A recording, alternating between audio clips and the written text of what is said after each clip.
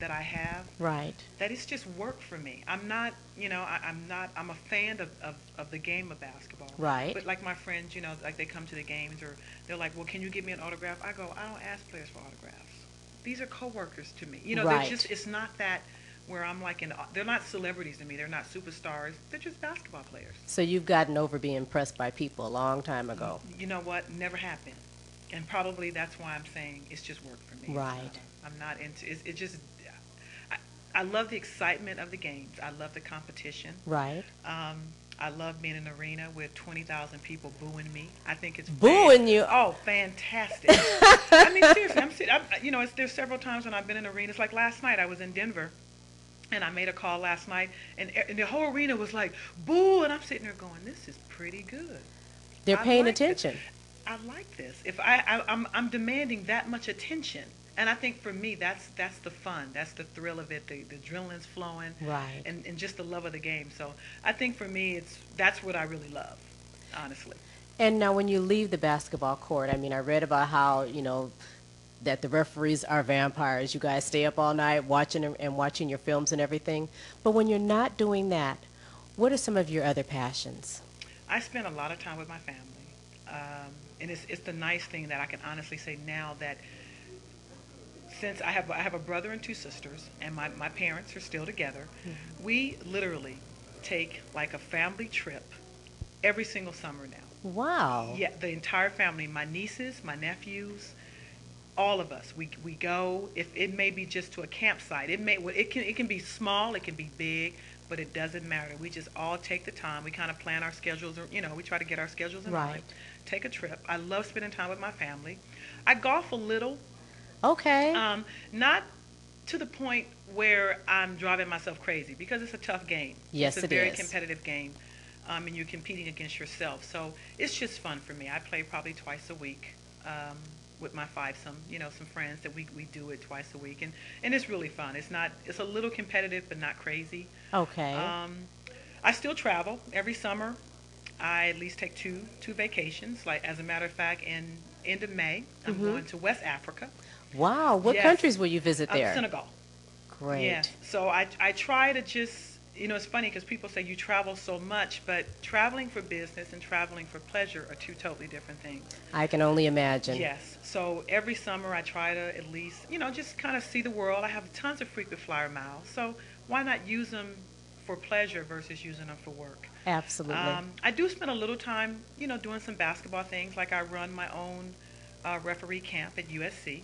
How's that going? And you know what? It's going really well. This past summer was my sixth summer, and it's kind of nice because I only have about 25 campers, and it's for all levels. Whether Oh, okay. if you're trying to do high school, if you're trying to do college, if you're trying to get into the NBA, it doesn't really matter. It's more of a teaching camp. I have a couple of the guys from the NBA help me. I have a couple of my longtime friends that refereed college with me. Oh, great. So it's a nice variety, and the campers seem to get a lot out of it. And it's kind of my way, just to give back. It's Okay. my way of. It's kind of fun for me because Okay. when I'm refereeing, the scrutiny and the stress that I'm under. See, when I'm refereeing, it's really work. So when I Right. work my camp, it's fun. That's I a can joy. I can just enjoy myself, let my hair down. I can teach. I can laugh, and yelling at the campers is awesome. So I really, really enjoy it. I do. And what are some of your success stories that have come out of those camps? It's so funny that you asked me that, Cynthia. I've had at least 6 to 7 people, whether they advance, whether they go from high school to junior college, or Right. whether they go from junior college to Division 1 or Division 2. At least 5 or 6 campers every single summer advance to another level. So that tells me right there the camp is very, very successful. And it's so interesting that I'm now getting so many people that want to come from out of state. Like last camp, Really? Out of state? I had 10 campers from Colorado. Wow. Yeah, and because they said they're not getting any teaching in Colorado. And it's funny because what most people don't understand is to be a good referee, you really have to study your craft, which is probably in any field. That's true. But a lot of people don't know that. You really have to take the time, get in your rule book, you have to work games, at all levels. Okay. And most people have no idea what it takes to kind of get, to move your way up. And coming to a camp is like the first way to start. That's your That foundation. it's the foundation to kind of get you to get your feet well, get your feet wet, get your foundation, so you now can move on to whatever level you want. And I can honestly say that is like awesome to me. Well, having you run these camps, you have truly set the bar high, Violet Palmer. I'm telling you, they have something to strive for. And I think that makes all the difference to the campers also. It's not just, we talk about the female thing. That's not where I'm going with this.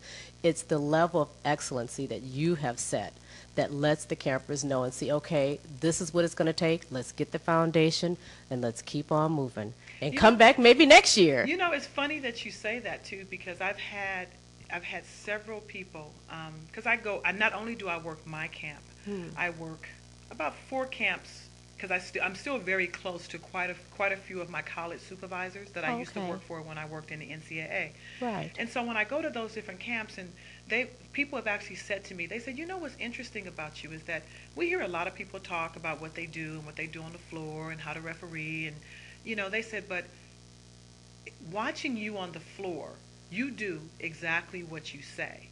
There's the difference. And there's the difference. And I think that's the bar. And because a lot of referees can teach, but not all referees can do what they teach. Okay. And I there is no question, I know that I can. If I'm telling you, believe me. You've done it. If you come watch me, you're gonna say, you know what she said is what she's doing. There's no question love about it. Well, again, it's such an honor, and I am so thrilled that you are receiving this honor tonight. I mean, I don't know of a person who is more deserving. Thank you. Thank you for making the sacrifice. Thank you for giving your time. And thank you for being committed. This is what we need. This episode is talking about a legacy. You have said it. Wow. You have said it. I appreciate that. When I started, I never thought of anything like that. I'm just saying I have the love of the game, given an opportunity, because I never even thought that I would ever get in the NBA. It was one of those right place, right time. And I just said to myself, if they're going to give me an opportunity, I'm going to not put one foot. I'm going to put my whole entire body and just go in there and just do it.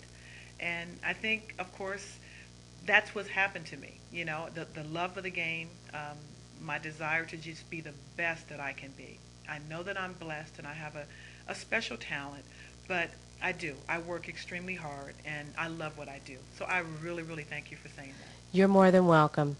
Well, thank you so very much.